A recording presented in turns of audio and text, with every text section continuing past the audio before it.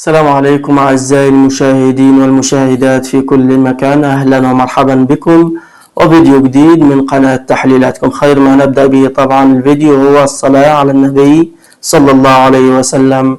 اللهم صل على محمد وعلى آل محمد كما صليت على إبراهيم وعلى آل إبراهيم، وبارك على محمد وعلى آل محمد كما باركت على إبراهيم وعلى آل إبراهيم في العالمين إنك حميد مجيد. وصل اللهم على سيدنا محمد وعلى آله وصحبه وسلم أجمعين. ثم أما بعد، المدير الفني الجديد للنادي الأهلي وأبرز الأسماء المرشحة والاسم الأقرب لقيادة النادي الأهلي. مبدئيا نبدأ بالاسم الأكبر والمرشح بقوة من قبل طبعا ياسين منصور نائب رئيس النادي الأهلي. طبعا ياسين منصور يا جماعة فضل ورفض رفضا قاطعا فكرة المدير الفني المحلي أو المدير الفني المصري لقيادة النادي الأهلي. ده رقم واحد. رقم اثنين، رشح وبقوة طبعا المدير الفني السويسري السابق طبعا رينيه فايلر.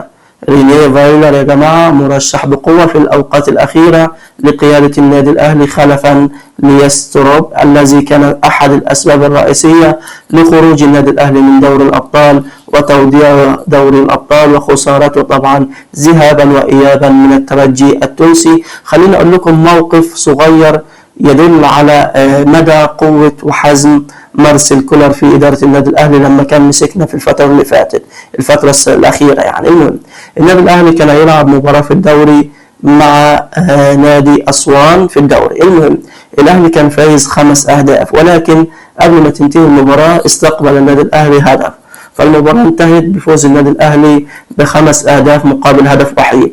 يوميها بعد المباراة رينيه فايلر قرر ان هو يعاقب اللعيبه ورفض منحهم الاجازه اللي كانت يعتبر في الجدول بتاعهم او كان متفق عليها ان هو في اجازه بعد هذه المباراه. قال لهم نتيجه الهدف اللي احنا استقبلناه في غرامات على اللاعبين، هي حرمانكم من الاجازه، فبالتالي مفيش اجازه ونرجع للمعسكر ونبدا تدريبات على طول. ده بس نبذه مختصره عن رينيه فايلر ونتكمل بعد كده. شفنا النادي الاهلي دلوقتي الانسياب في غرفة الملابس، واضح جدا ان مفيش توافق في غرفة الملابس، اللعيبة مش طايقة بعض، اللعيبة مش حابة بعض، ايضا اللعيبة ما بتنفذش اي تكتيك فني، ممكن مفيش التزام في النوم، مفيش التزام في التمارين، مفيش التزام في اللياقة البدنية. المهم تحس ان في غلط في النادي الاهلي، في حاجة مش مفهومة، بغض النظر طبعا عن سوء الادارة من المدير الفني، ما عندوش فكر، يعني مدير فني متواضع جدا جدا يسترب. خليني اقول لكم الأسماء المرشحة أيضا وبقوة للنادي الأهلي.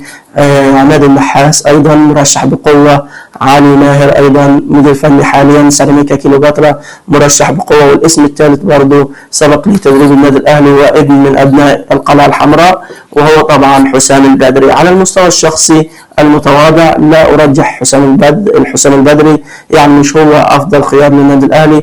إن كنت ما تجيبش مدير فني أجنبي زي ما قال مثلا ياسين منصور وما عرفتش تتفاوض أو إنك أنت تتوقع مع رينيه فايلر، فالأفضل إنك أنت تجيب إما علي ماهر أو عماد النحاس. على المستوى الشخصي أيضا أنا أرجح في المديرين كلهم بعد رينيه فايلر هو عماد النحاس، لأن شفناه الموسم اللي فات وكان عامل أداء حلو وكان متناسق مع اللعيبة، بغض النظر طبعا كمان كان في لعيبة أقل من كده، يعني كان في لعيبة أقل من الأسماء اللي هي موجودة في النادي الأهلي. كلنا جبنا صفقات قوية ولكن صفقات أسماء، لكن في أرض الواقع ما عندهمش روح معنوية، ما عندهمش غيرة على تيشيرت النادي الأهلي. عندك طبعا سيد زيزو نجم واسم جايبينه من الزمالك، إمام عاشور نجم، أشرف بن شرقي نجم، محمود تريزيجيه نجم، أكتر من أسماء يا جماعة عرضنانا، ولكن في أرض الواقع كان مستوى يعني صفر، كان النتيجة صفر. عملنا زي فريق باريس سان جيرمان لما كان ضمن ميسي ونيمار،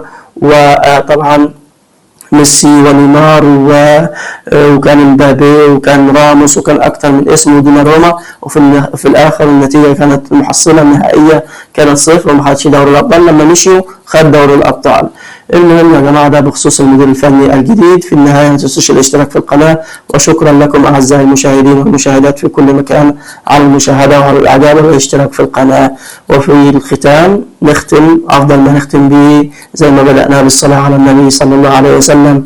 اللهم صل على محمد وعلى آل محمد كما صليت على إبراهيم وعلى آل إبراهيم، وبارك على محمد وعلى آل محمد كما باركت على إبراهيم وعلى آل إبراهيم في العالمين إنك حميد مجيد. وصلى اللهم على سيدنا محمد وعلى آله وصحبه وسلم.